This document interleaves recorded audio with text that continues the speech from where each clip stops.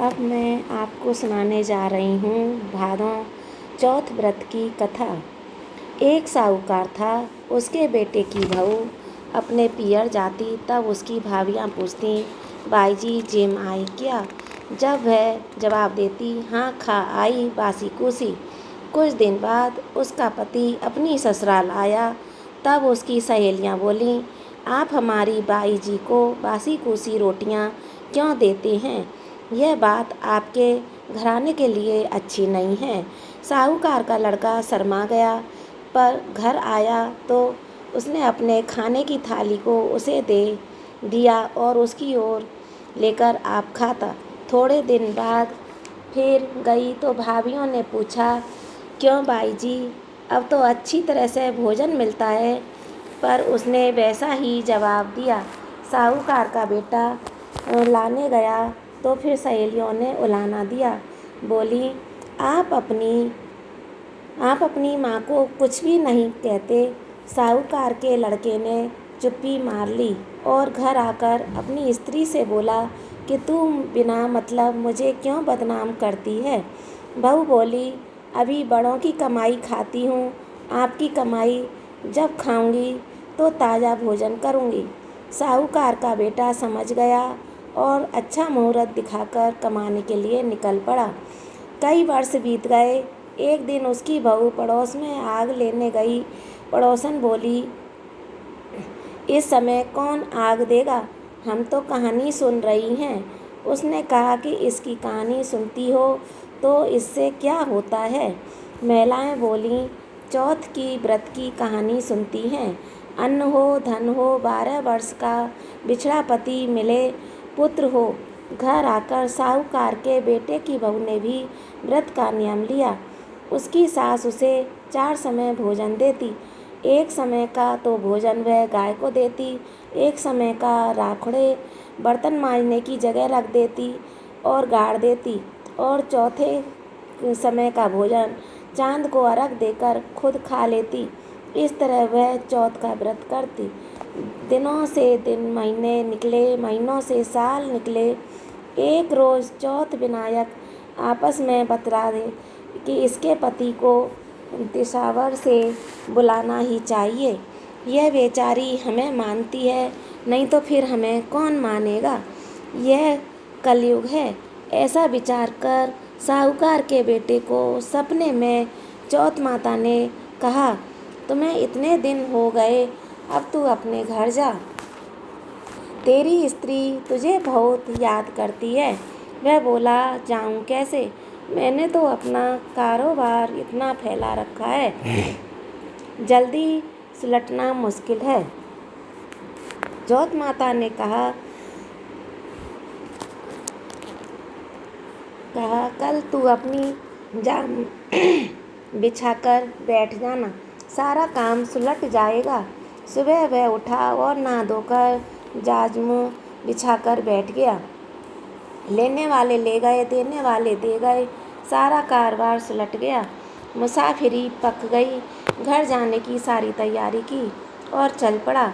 चलता चलता बावनी उजाड़ आई। देखा कि एक काला नाग अग्नि की तरफ जा रहा है। साहूकार के बेटे ने उसे छिछकार कर दिया। सर्प को बड़ा क्रोध आया। उसने कहा, पापी हत्यारा, तूने मुझे छिछकार कर यहाँ क्या किया? मैं कई दिनों से भूखा मरता कष्ट पा रहा था। आज मैं जलकर अपने कष्ट को दूर कर देता। अब मैं तुझे खाऊंगा। साहूकार का बेटा बोला, भाई खा ले तो, लेकिन मुझे मेरी माँ और बहू से मिले बहुत वर्ष हो गए हैं। मैं घर जाकर दो बात कराऊं। सर्प बोला, घर जाकर तू क्यों आने लगा? साहूकार का बेटा बोला, मेरे पीछे पीछे आ जा, मैं रात को सोऊं तब खा लेना। सर्प बोला, मैं खाट पर चढ़ नहीं सकता। तो साहूकार के बेटे ने कहा कि मैं अपनी चोटी नीचे लटका दूंगा, उसके सहारे चढ़कर खा लेना। सर्प मान गया और उसके पीछे पीछे चला गया। घर पहुंचा, सारे घर में आनंद छाया था। माँ के पैर धरती पर नहीं टिके, बहू के नखरे नहीं लिए जा रहे थे, पर साहूकार का बेटा किसी से भी नहीं बोला। और उदास मन से रहा। घर वालों ने देखा थका हारा है, रात हो गई है, ऊपर छत के कमरे में सोने के लिए चला गया। सीढ़ियों में बालू मिट्टी बिछाकर छिड़काव कर दिया, दूध का कटोरा भरवा कर रख दिया, सुगंधितदार फूल रखवा दिए, जाकर सो गया। सर्प फुंकार मारता आया, पौड़ियों पर चढ़ने लगा तो ठंडी ठंडी रेत में लोट-पोट होकर जी खुश हो गया। ऊपर चढ़ा तो दूध का कटोरा भरा देखा, केसर कस्तूरी गिरी हुई दूध पीकर मस्त हो गया। आगे चलकर फूलों की सुगंध में मस्त हो गया। हर बार उसने सोचा कि ऐसे आदमी को खाना तो नहीं चाहिए, पर खाऊंगा ही। चौथ विनायक आपस में बतलाएं कि काल तो पास आ गया, इस बेचारी से बहुत बुरी होगी।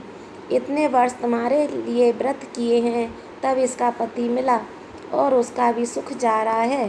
विनायक जी ने तलवार से उसके टुकड़े कर दिए, पर सांप की पूंछ में जी बाकी रह गया और वह उछलकर उसकी जूती में जा गिरी। कीड़ियाँ आपस में बतियाती, साहूकार की बहू अपने को रोज दलिया आटा डालती है, उसका बदला न चुकाया तो फिर अपने वंश का पालन कौन करेगा। ऐसा ही विचार करके उस पूंछ के लिपट गईं और रात रात में उसका सारा जहर चूस लिया। सुबह साहूकार का लड़का देरी तक नहीं उठा। उसकी माँ ने सोचा चलकर जगाना चाहिए। वह छत की तरफ गई तो देखें चारों तरफ खून बिखरा पड़ा है। उसने सोचा बेटे के पीछे कोई दुश्मन लगा आया था। वह रोने लगी। उसका रोना सुनकर बेटा उठा। उसने अपनी माँ से कहा, माँ, मैं अच्छी तरह हूँ, तू विचार मत कर, मेरा दुश्मन मारा गया, अब तो दान पुण्य करो, खून को धुलाकर साफ कर दो। फिर उसने अपनी माँ से पूछा, माँ, मेरे पीछे आपने कोई दान पुण्य या व्रत उपवास किया था क्या? माँ बोली, बेटा, हमने तो कुछ भी नहीं किया। उसकी बहू बोली कि मैंने चौथ का व्रत किया था। उसकी सास बोली, हाँ, तूने चौथ का व्रत किया था, लेकिन रोज़ाना 4 समय का तो भोजन तुझे खाने को देती रही और तू कहती है कि चौथ का व्रत करती थी। बहू बोली, हाँ, देती रही सो तो सही है, पर मैं खाती नहीं थी। सास ने पूछा, तो क्या करती? बहू बोली, पहले समय का भोजन मैं गऊ को देती और दूसरे समय का हथकार वाली ब्राह्मणी को देती और तीसरी समय का राखड़े में दबा देती और चौथे समय का मैं चांद का अर्घ देकर खाती। सास ने कहा, यह कैसे माना जाए? बहू बोली, आप इस बात की जांच करो। सास गऊ के पास गई तो गऊ ने सिर हिलाकर हाँ भरी। ब्राह्मणी ने पूछा तो उसने कहा, हाँ, देती थी। राखड़े को खोद कर देखा तो हीरे मोती जगमगा रहे थे। सास को ईमान आ गया और बोली, हाँ बहू, तेरे इस व्रत से ही आज मेरा बेटा राजी खुशी है। इसका दुश्मन मारा गया और खूब धन दौलत भी हो गई। सारी नगरी में ढिंढोरा पिटवा दिया कि बेटों की माँ पुरुषों की स्त्री 12 चौथ का व्रत करें। 12 नहीं तो 4 और 4 नहीं तो 2 अपने दीदे गोड़ों आँख पैर के लिए जरूर करें। हे गणेश जी महाराज, चौथ माता ने जैसे साहूकार के बेटे का कष्ट काटा, उसी तरह सबका काटना। उसकी बहू को सुहाग भाग दिया, वैसा सबको देना। कहानी के कहने वाले को, हुंकारा देने वाले को, हमको और हमारे परिवार को।